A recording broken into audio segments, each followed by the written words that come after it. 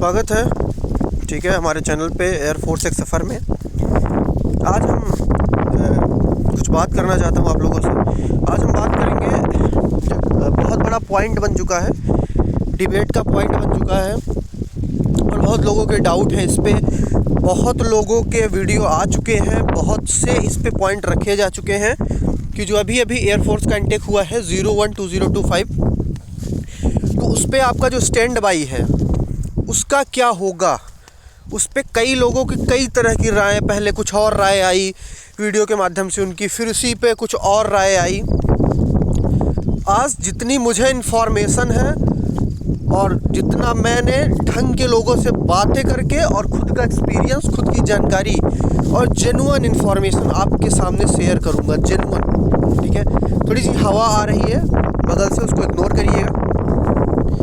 तो चलिए बात कर लेते हैं कि स्टैंड बाई वालों का क्या होगा। एक्स ग्रुप में जो फाइनल इनरोलमेंट की कट ऑफ बनी, उसके बाद जितने बच्चों का मेन में सिलेक्शन हुआ, कुछ बच्चों को जिनका PSL में नाम था उनको स्टैंड बाई में डाल दिया गया, बचे हुए बच्चों को। वाई ग्रुप में भी अराउंड 211 बच्चों को स्टैंड बाई मिला है। सबसे बड़ी बात मैं आपको बता रहा हूँ, वाई ग्रुप के अंदर बेसिकली 37.15 37.20 के एबव जिसके मार्क्स थे उसका नंबर मेन में है, ठीक है, उसका नंबर मेन में है। PSL की कट ऑफ थी वाई की 36.36, ठीक है। सो मैं एग्जांपल दे रहा हूँ कि ये जो गैप आप देख रहे हो ना 36.36 से 37.15, ठीक है, ये जो आप गैप देख रहे हो, बात एक्स के लिए भी सेम है, बात वाई के लिए भी सेम है। बात एक्स हो चाहे बॉयज़ हो, एक्स वाले चाहे वाई वाले, डजेंट मैटर, ठीक है, बात सबके लिए सेम है। क्योंकि ये स्टैंड बाई का प्रोसीजर वहाँ जाके एक ही है। स्टैंड बाई का जो प्रोसीजर है वो सबके लिए एक ही तरीके से काम करता है।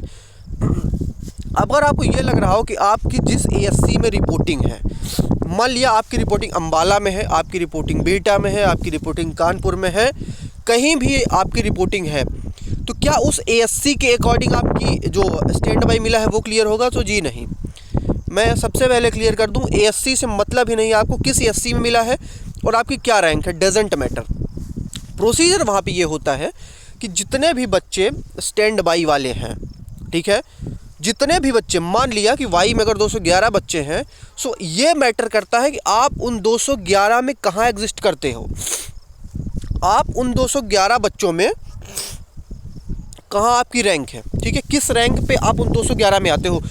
अगर आपकी रैंक वाई के अंदर 100 के अंदर है, if you are in the top 100 in the stand by section, ठीक है, 211 बच्चे हैं, अगर आप टॉप 100 में, क्योंकि आप PSL उठाओ, PSL में जितने फिर बंदे हैं आप अपनी रैंक देखो, आप वहाँ से फटाक से अपनी रैंक निकाल लोगे। सो अगर आप टॉप 100 में आ रहे हो तो आपके चांसेस हैं वाई में सेलेक्ट होने के।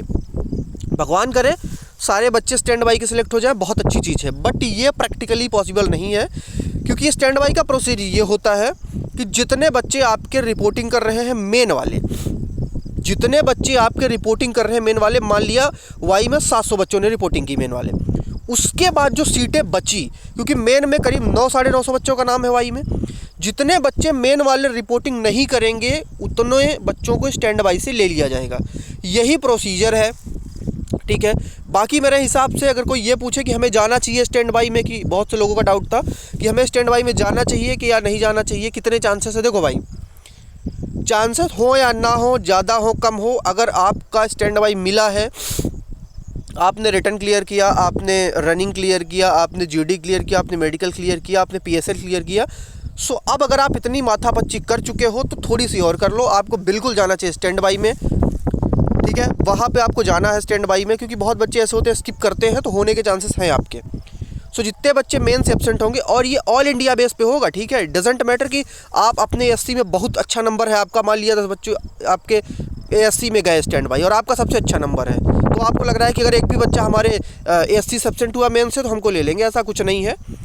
रात को दिल्ली से कट ऑफ आती है, CSB से कट ऑफ आती है, मेरिट वाइज आती है, ठीक है।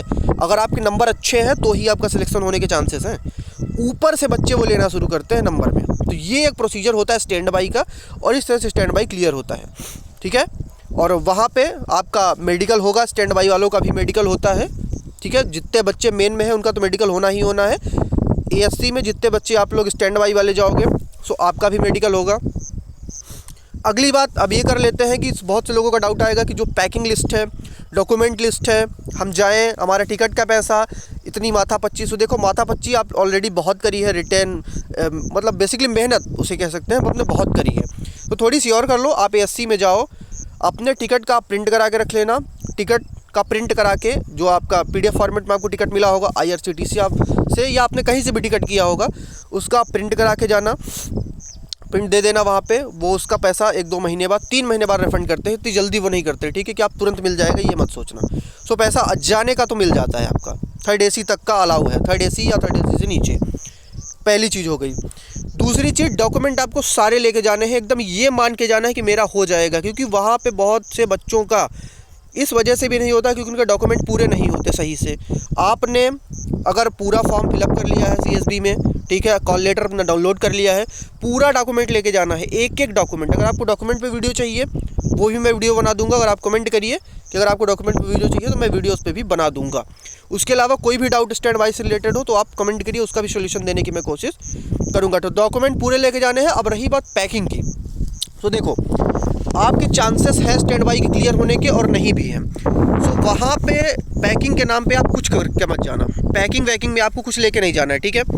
आप अपना एक बैग लेना और उस पर अपने डॉक्यूमेंट रखना, चले जाना। अगर हो जाता है तो ATM रखना, घर से पैसे मंगा लेना, तुरंत वहाँ पे आपको उतना टाइम मिल जाएगा। और ATS में भी जब आप जाओगे बेंगलोर तो वहाँ भी आपको टाइम मिल जाएगा, ख़रीद लोगे। पहले से सामान ख़रीद के पैसा वेस्ट नहीं करना है। हो जाएगा तो आप आराम से सामान ख़रीद लेना, बाकी अभी आपको सिर्फ अपना डॉक्यूमेंट लेके जाना है। सो वीडियो अच्छा लगा हो तो चैनल को सब्सक्राइब कर लीजिए। इसी तरह इन्फॉर्मेशन आपको मिलती रहेगी। जो भी डाउट हो आप कमेंट करिए।